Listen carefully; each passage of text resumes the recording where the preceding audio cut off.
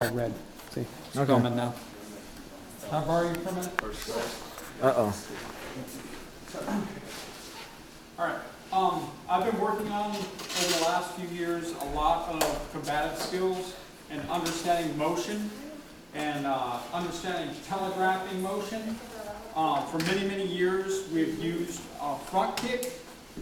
And every time you use that front kick, this knee comes up. Every time. This knee comes up, what's he going to do? Every time this knee comes up, he's going to do something. He's not going to stand there and let me kick him. There's no way he's going to stand there and let me kick him. No matter how fast I do that, he knows it's coming. Because this gives it away. That knee gives it away. Every time it comes up through the center, he's going to do something to take care of this knee. So, to eliminate that, I've been working with Wing Chun people a lot. So, their kick comes in low. The knee doesn't rise.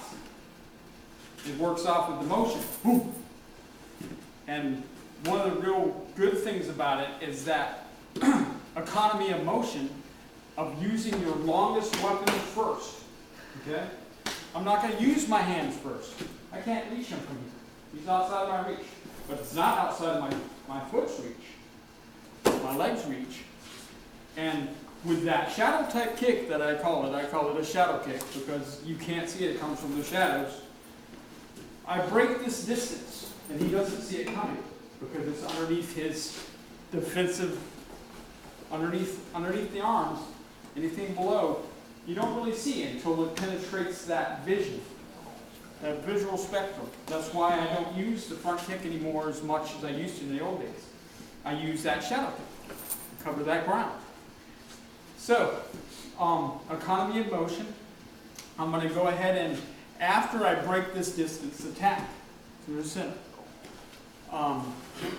And one of the real main things about using the shadow kick instead of the traditional front kick is that I can just keep on going through his body. It's part of my step. Ooh. So, and it's basically fire. A lot of the forward motions, or I call it linear roll attack, because I've changed all of the traditional Japanese stuff from earth, fire, water, air to fixed position, which is earth, linear position combat, which is fire, and angular position combat, which is water, because water moves, you move that through, and circular position combat, which is air. So, real quick, I can demonstrate so that I'll make it very, very fast. Go ahead and grab. Okay.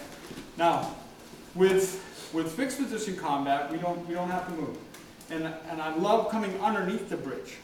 Okay. That's the other thing, is that I try to get my students to go underneath the bridge rather than over the bridge. Because when I go over the bridge, he sees what I'm doing. Okay? He sees everything, and then he can react. He can do something more. So if I come underneath the bridge, I don't have to go anywhere. I'm still in fixed position, but I took care of the guy. With linear position combat, which is fire, I can just do the same thing, gaining control of his body, okay, by going through his body. Linear position, fire, okay. With angular position combat, which is just water, I'll do the exact same thing. I'm going to step to the side,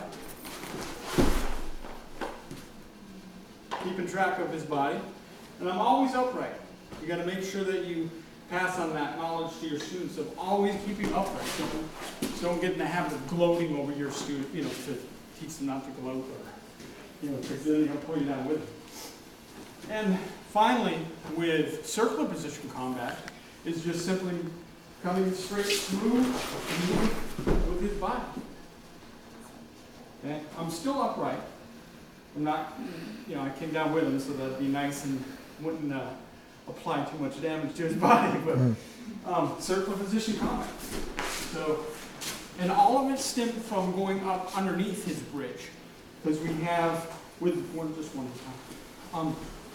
Of course, with bridge theory, we have over the bridge, we've got under the bridge, we've got beside the bridge, and we've got through the bridge. Okay? And it's real simple stuff. Real simple. So, one of the techniques that I really like to use, and we'll go ahead and grab a knife now. I'm going to borrow yours though. It looks flashier. Sexier. Is, since we got not a whole lot of time, a lot more guys to go. So if I'm being thrust upon, okay, I'm going to taisavaki, I'm going to get out of the way of the blade. Okay? I'm going to lift this arm up.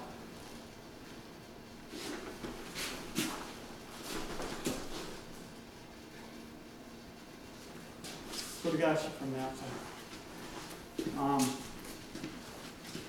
If I wasn't such a nice guy, I can make him put the knife wherever I want to put it.